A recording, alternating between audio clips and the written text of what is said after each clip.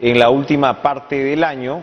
Él había ofrecido, entre otras, un balance y bueno, lo que se viene por delante, que es bastante complejo también. Doctor Saguanay, gracias por estar con nosotros.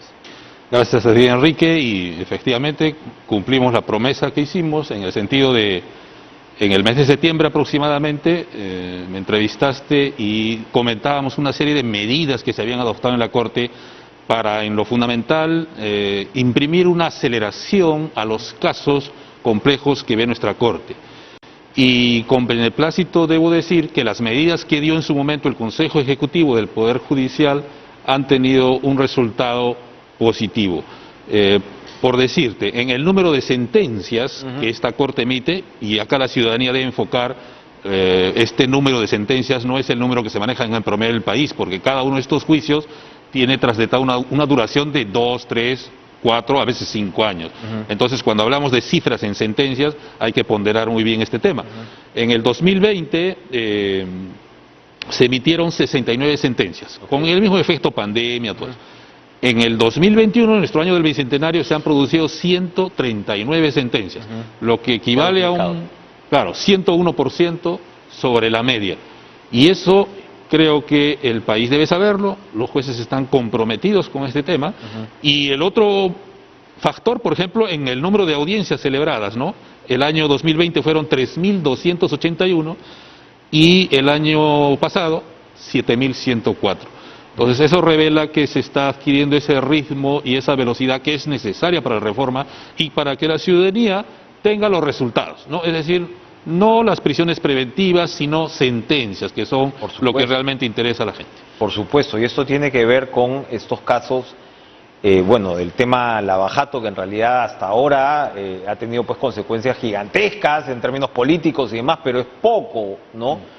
Mucho ruido y pocas nueces por ese lado, y comienza el caso Humala Heredia. Cuéntenos, por favor, cuáles son las características en las cuales se va a desarrollar este caso, y cuánto tiempo debería durar un juicio como este. Claro, bueno, ahí el tercer juzgado colegiado que preside la doctora Naico Coronado ya ha señalado la audiencia para el mes de febrero y entendemos que por la carga actual que tiene, porque también ahí se han logrado integrar 4 juzgados de juzgamiento. Anteriormente solo teníamos 2 en la ex Sala Penal Nacional y 1 en Sistema de Corrupción de Funcionarios. Ahora se tienen 4. Esperemos que la velocidad que se imprima es la que habías denotado esa noticia previa que dabas, es decir, los jueces estamos en constante preparación y entrenamiento para precisamente adquirir destrezas y habilidades en la conducción y en la dirección de audiencias. Entonces muchos dirán, pero bueno, el juez debe saberlo hacer. Sí, pues todos lo pueden saber, pero no todos trabajan en entornos complejos. Es decir, los jueces del país, me incluyo, yo que vengo de Arequipa y luego estaba en la Corte de Lima y en Lima Sur, hemos manejado con casos que creíamos que eran complejos, pero cuando uno entra a lo que es la Corte Superior Nacional, recién entiende lo que es la complejidad, claro. Porque casi todos los procesos ahí, por mandato de ley, son extremadamente complejos, muchas imputaciones, muchos tipos penales, manejar todo eso requiere una estrategia que los jueces generalmente no están preparados para ello. Por eso es que se hizo esta asistencia con los países de la Unión Europea, que hemos tenido 2 semanas de trabajo, y esto tiene que aterrizar en la elaboración por primera vez en el Perú de un protocolo para actuación en casos complejos. Nosotros tenemos un protocolo, pero ese protocolo era fundamentalmente hecho para manejar casos simples, ¿no? Entonces, nos hemos puesto ese reto. En 15 días debe estar presentándose el trabajo del experto español, y sobre eso los jueces de la Corte Nacional, con nuestros aportes, adaptaremos y después trabajaremos también propiamente con el Ministerio Público, la Policía Nacional, ¿no? Que son un binomio que tiene que trabajar ahí fuerte, la Defensa Pública. Veremos todas las defensas, cada actor procesal tiene un rol específico y todos sabemos nuestras propias limitaciones. Entonces tenemos que partir de una postura autocrítica para desde cada uno, desde la posición del juez, del fiscal, del policía que investiga, decir qué es lo que debemos mejorar. Ahora, esto nos lleva a la propuesta del fiscal Rafael Vela para tener jueces ad hoc para el caso Lavajato. Me imagino que usted no está muy de acuerdo por lo que me está señalando, además de la preparación de los propios jueces. Cuéntenos, por favor. Bueno, el pedido se ha recibido en el mes de aproximadamente diciembre y nosotros ahí hemos consultado con los propios jueces, quienes han dado una opinión.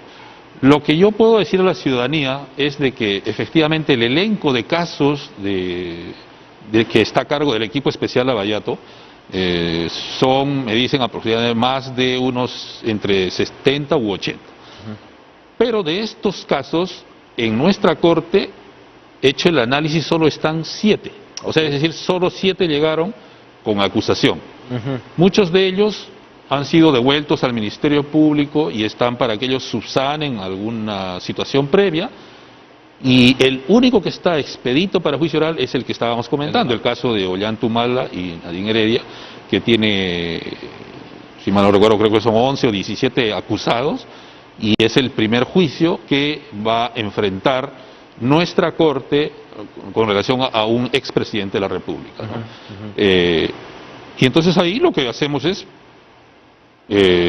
a la ciudadanía decirles que los jueces operarán con absoluta imparcialidad, ¿no es cierto? Y harán regir el imperio de la ley. Los sujetos procesales, en este caso la Fiscalía, tendrá que probar los cargos, la defensa cumplirá su rol y los jueces tendrán que decidir. Ahí. Ahora, por lo que usted me está describiendo, la Fiscalía se ha demorado, ¿no? Se está demorando muchísimo con todos estos procesos. Sí, yo doy un dato objetivo, ¿no? Es lo que nosotros, a raíz precisamente del pedido del fiscal Rafael Vela, se pidió el informe correspondiente, ¿no?, a la administradora del módulo, es decir, díganos cuántos casos tenemos del equipo especial. Y entonces solo tenemos uno expedito para juicio y el resto está con ciertas limitaciones. Con esto no queremos rehuir a una responsabilidad, es decir, nosotros admitimos que hubo un tratamiento no muy solvente en cuanto a la famosa etapa intermedia. Precisamente para eso eran estos cursos, ¿no? Cómo mejorar el manejo. ¿Cómo se expresó ese déficit de solvencia? Es decir, nuestros casos son complejos, sí, pero entendemos también que los plazos que establece el código pueden, digamos, tomar unos días o unos meses de lo que la norma dice, ¿no? Por decir... Claro, piden los fiscales complejidad para investigar a 36 meses, etcétera, etcétera, y esto también conlleva, creo que lo que usted ha mencionado, el término de los excesos, por ejemplo, en prisiones preventivas. Sí, pero en la etapa intermedia ya esa fase ya pasó. ¿Por qué? Porque ya el fiscal ahí acusó. Entonces el fiscal, el juez lo que tiene que hacer es controlar eso con las partes. Interviene la fiscalía, interviene la defensa. Lo que entendemos nosotros, es una postura autocrítica, es que nosotros tenemos que hacer más ágil esa audiencia. Porque realmente donde se va a discutir a fondo estas situaciones es en la etapa estelar, en el juicio oral, que es lo que vamos a ver ahora en el caso Ollantumala y Nadine Heredia. Entonces se parte aquí de una premisa para crear un nuevo equipo. Sería de que el Poder Judicial es muy lento, pero nosotros partimos, y los jueces también razonan, que por primera vez el sistema, nuestra Corte, va a rendir su examen, es decir, es el primer juicio que tenemos. Entonces habría que ver cómo es que va a procesar este caso, y quién sabe, la estructura actual redimensionada de nuestra Corte está en condiciones de dar una respuesta solvente que satisfaga a las partes. Bien, ahora, bueno, la corrupción no nos deja, ¿no? O sea, la Contraloría señala que son miles de casos, ¿no?, de funcionarios involucrados. Ahora mismo acabamos de hablar sobre la situación en la policía, que es sumamente preocupante lo que se ha señalado con respecto a los posibles, ¿no?, compras de ascensos incluso para generales. Y claro, es vasto y es complicado, pero ¿cómo combatir la corrupción desde su perspectiva, doctor Saguá Naik? Sé que es una pregunta un poco abierta, pero precisamente al ver usted estos casos de tan alta complejidad y de llegar, por supuesto, a buen puerto, ¿cómo realmente combatir con eficacia la corrupción desde lo que le toca al Poder Judicial? Me parece que es una oportunidad, digamos, propicia para pronunciarnos, ¿no? Porque esta crisis que usted menciona nos permite hacer entender a la ciudadanía que un solo actor, en este caso por importante que fuese como el juez, no es el que puede decidir que un delito, que se sanciona a una persona, a una organización criminal. Tenemos que entender que el Poder Judicial es la parte que, digamos, dirige el tema de las garantías y establece la verdad de los hechos y las imputaciones. Pero para ello, todo el sistema de administración de justicia tiene una serie de actores que son muy importantes. Es decir, detrás de una sentencia condenatoria, definitivamente tiene que haber un buen trabajo fiscal. Y ese trabajo fiscal, en el modelo del Código Procesal Penal, tiene que estar secundado con una buena investigación policial, con un buen equipo pericial. Entonces, si el Estado no tiene vocación, por decir, de invertir en las personas y los técnicos que deben fortalecer las investigaciones, ¿qué futuro se puede tener? Entonces, aquí lo que ocurre es que si estamos en una franca línea de apoyar el fortalecimiento del sistema de administración de justicia, hay muchas aristas ahí. Y este fenómeno se pudo evidenciar claramente, recuerde, después que se descubre el tema del caso Lavajuez. Entonces ahí se introduce toda una reforma del sistema de justicia que desembocó en la desaparición del Consejo Nacional de la Magistratura, ¿no es cierto?, y la aparición de la Junta Nacional de Justicia. Entonces el tema de selección es un tema clave también en cuanto a jueces y fiscales. El otro tema que se está discutiendo en este momento es el tema de la ratificación. Entonces yo veo ahí que ante la ciudadanía se hace ver como que los jueces se están negando a rendir su evaluación. Usted le ha solicitado a la Junta suspender el proceso de ratificación. Sí, pero eso habría que entenderlo. Y dos palabras. Esto no es una cuestión, una invención de los jueces del Perú. Este es un pronunciamiento de la Corte Interamericana de Justicia. Si la Corte Interamericana señala que en el caso peruano, al momento que la Junta Nacional o en este caso el Consejo Nacional de la Magistratura no ratificó a un magistrado, ellos señalan que si esa es una sanción, y esa sanción debe cumplir un estándar, debe tener el magistrado, el juez o fiscal, una etapa también de defensa como cualquier otro ciudadano. Entonces acá lo que se quiere es que el sistema peruano sufra una modificación legislativa para que esas reglas de la ratificación estén acordes con este estándar. No se está diciendo que se suspenda, no se está diciendo que se elimine, sino que se cumplan esos estándares que la Corte exige, la Corte Interamericana, ¿no? La famosa provisionalidad. ¿Cómo se está avanzando en esa materia? Yo sé que eso excede, por supuesto, el campo mismo de la Corte, pero se ve como un problema ya crónico dentro del Poder Judicial. Si es que es así, ¿usted lo considera así?